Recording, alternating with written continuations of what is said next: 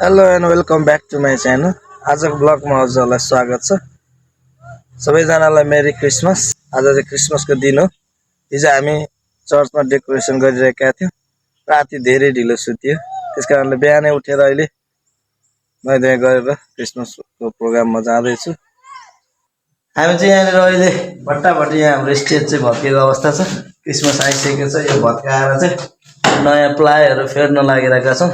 फेरेर नयाँ स्टेज बनाउनुलाई पहिला 4-5 वर्ष अगाडि चाहिँ यो प्लाइ हालेको थियो, सबै धमिराले खाएको अवस्था छ पुरै। अब हामी यो ड्याङ डिङ भत्काएर चाहिँ नयाँ प्लाईहरू ल्याएर हाल्न आँटिरहेको छु। यस्तरी टक्क राख्नु पर्दो रहेछ। यसरी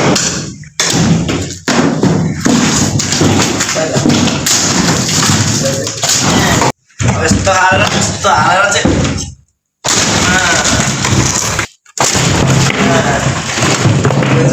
पर्छ। खावा पुरै खाइसकेको छ।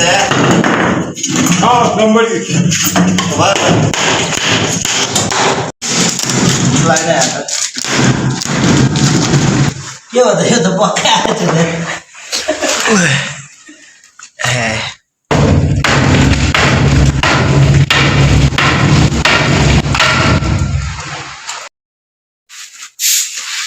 फाइनली यस्तो भइसकेको छ गाइस। स्टेज चाहिँ भत्केर बिचमा चाहिँ अलिक कता राम्रो भएको अवस्था। धुलो उडाएर धमिराले कति खाएको, माटै माटो सबै कहाँबाट धमिरा सिरेको यसरी एकदमै बर्बादै गरेछ हाम्रो स्टेजलाई। हाम्रो मामा चाहिँ सफा गर्दै हुनुहुन्छ। यहाँ यतापट्टि यति खाएछ, यहाँ बिचमा चाहिँ अलिकति राम्रो भएको अवस्था छ। यसलाई चाहिँ नफेर्ने, अनि यता र यताको चाहिँ 3वटा 4वटा जति प्लाइ चाहिँ फेर्नु पर्ने भएको अवस्था रहेछ। र चाहिँ हामी फेर्नेछौँ गाइस, जसरी भए पनि। अस्ति यसरी तोडेको स्टेज चाहिँ हाम्रो फेरि नयाँ भइसकेको छ गाइस। अब यसलाई हामी नयाँ बनाइसकेका छौँ। यो सबै सामानहरू मिलिसकेको छ। म भर्खर आइपुगेको छु। अब अरू दाइहरूले अङ्कलहरूले सबै बनाइसकेको छ स्टेज नयाँ प्लाइ ल्याएर। यो भित्र हामीले अस्तिको प्लाइ चाहिँ हालिसकेका छौँ। नयाँ प्लाइ, नयाँ अस्तिको प्लाइ चाहिँ फेरेर सबै नयाँ बनाइसकेका छौँ। अब यहाँ हामी डेकोरेसनको लागि तयारी, यसलाई सजाउनु पर्नेछ। यहाँ बहिनीहरू सबै डेकोरेसनको लागि पेपरहरू काट्दै गरेको अवस्था छ। खतरा सजाइदिने हो आज चर्चलाई।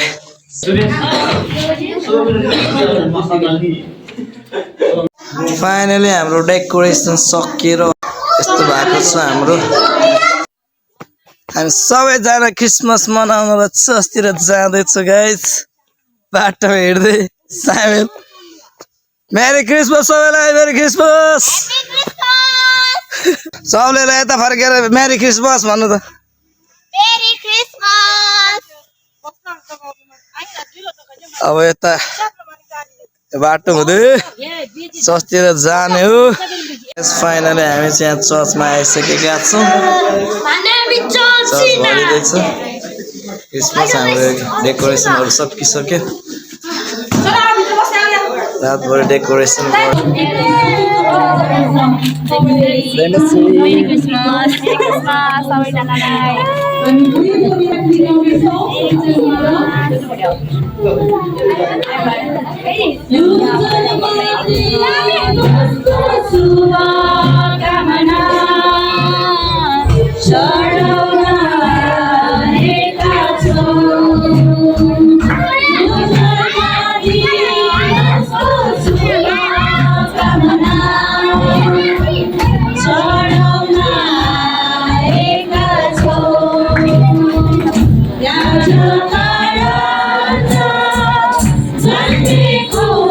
He's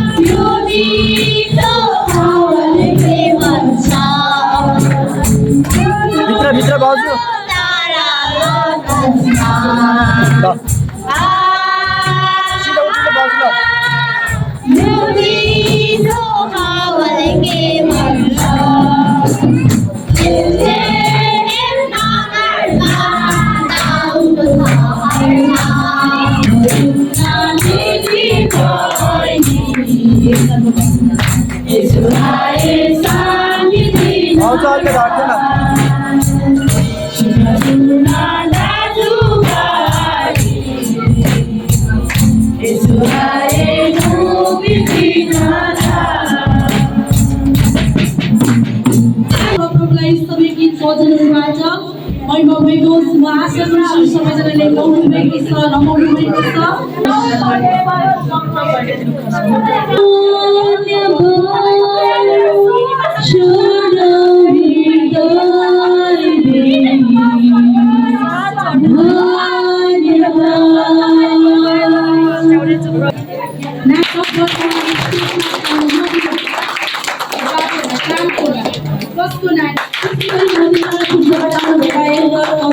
सम्पूर्ण विश्वासीहरूलाई पनि हामी एकअर्काले ताली बजाएर स्वागत गर्नेछौँ।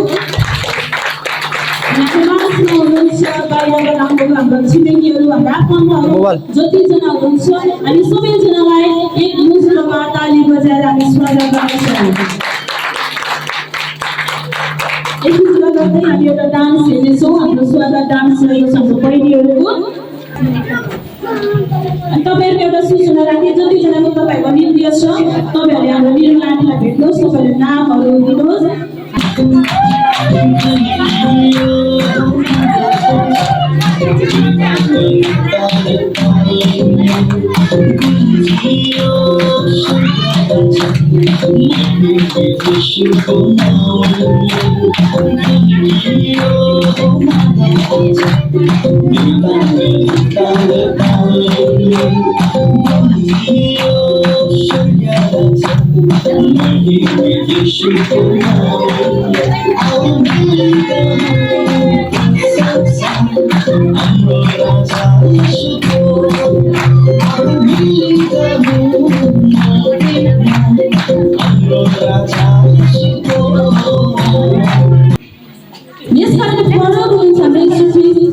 जन्मनुभन्दा अगाडि नै उहाँको जन्मको बारेमा भविष्यवाणी गरिरहने एशिया अगमवक्ताको पुस्तकमा हामी हेर्दै गर्दा चाहिँ येशू ख्रीष्ट अन्धकारमाथि ज्योति भएर आउनुहुनेछ भनेर एशिया अगमवक्ताले पुष्टि गरिरहेको छ।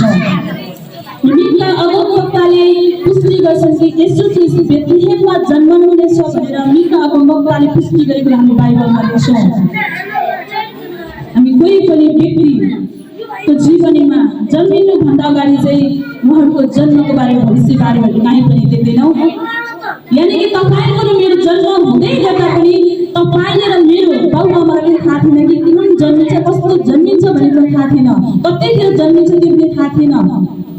त्यसैले येशू ख्रीष्ट चाहिँ फरक हुनुहुन्छ किनकि उहाँ जन्मनुभन्दा पहिला 1500 वर्ष अगाडि नै उहाँको भविष्यवाणी गरेको बाइबलमा छ। धेरै कुराहरूलाई नजोडिकन अब हामी नाच हेर्छौँ। एउटा नाच कतिवटा नाच नानीहरू कसरी चिट्दिएन मलाई।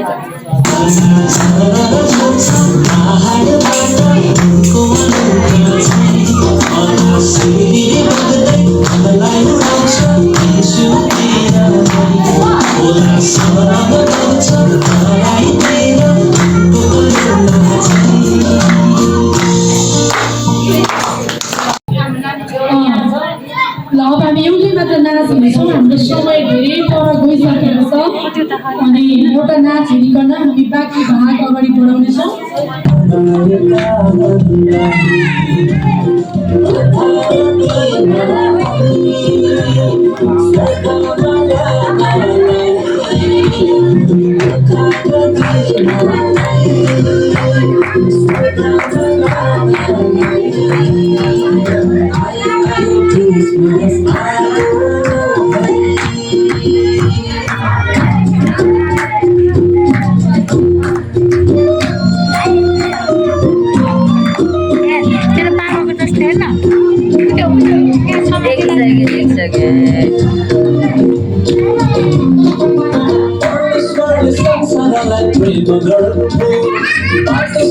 जीवन पुत्र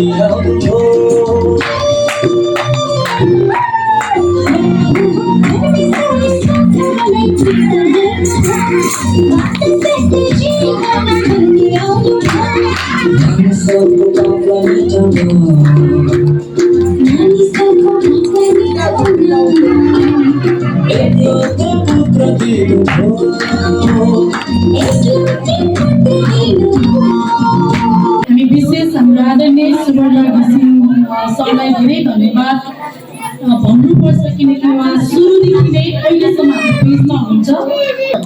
आज यो विशेष अवसरमा मलाई आमन्त्रण गरेर जुन 2 शब्द बोल्ने अवसर यहाँले प्रदान गर्नुभएको छ आयोजक कमिटीले, यसका निम्ति पनि म आयोजक कमिटीलाई विशेष धन्यवाद ज्ञापन गर्न चाहन्छु।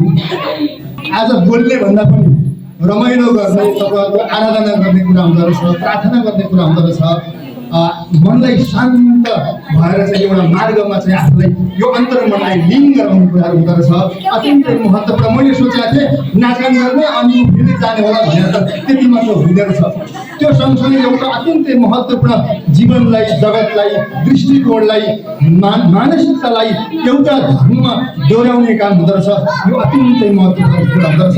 यसलाई अझ गम्भीर भएर, अझ संवेदनशील भएर, आज एकदमै तन मन वचन कर्मले तपाईँहरू प्रतिबद्ध भएर लाग्नु होला।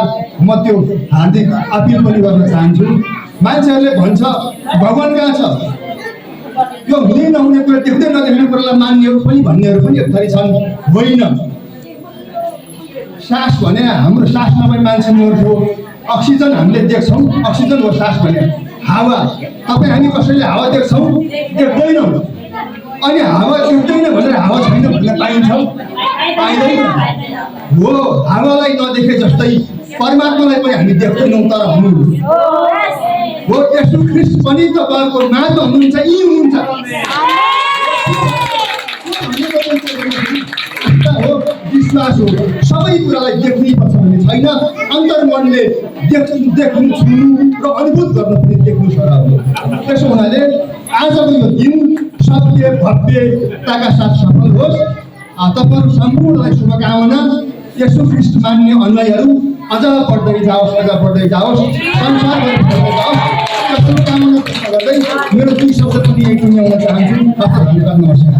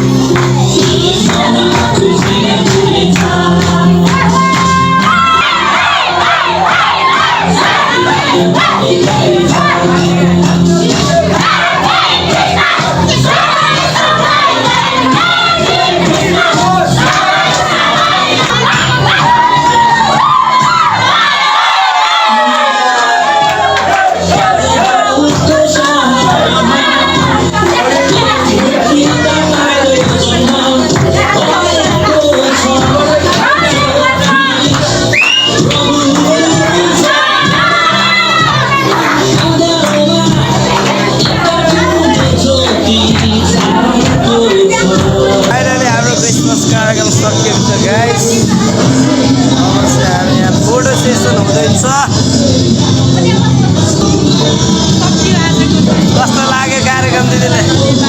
राम्रो भयो। Thank you. अब चाहिँ हामी खानाको लागि जाँदैछौँ गाइस। यता बाहिर निस्केर बसेको अवस्था, फोटोहरू खिचाउँदै सबैजना यहाँनिर। दामी आएछ, दामी। ल हाम्रो यहाँ सबैजना खाना बनाउनलाई रेडी हुनुभएको रहेछ। बिहान 3 बजीदेखि उहाँहरूले खाना पकाउनु भएको, एकदम खट्नु भएको छ। हामी चाहिँ 1 बजीसम्म खटेर गएको। पलौ खानुहोस्, पलौ, मासु, मासु,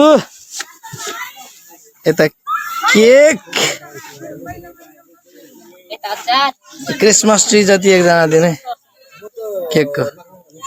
अब भट्टाभट्टी हामी खान थाल्दैछौँ यहाँनिर। खाना खाना आउनुहोस्, खाना। सुरुमा बच्चा बच्चीहरूलाई दिइहाल्नुहोस् त।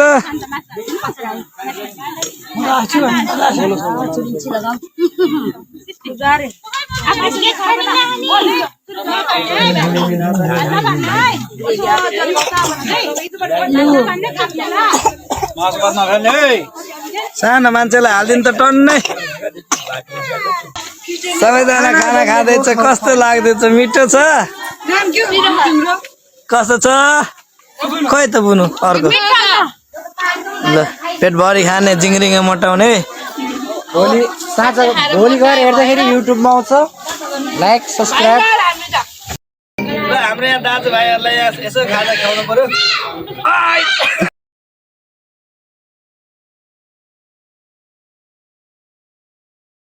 ल मेरो दाजुभाइले खतरा खान्छ हेर सिकारी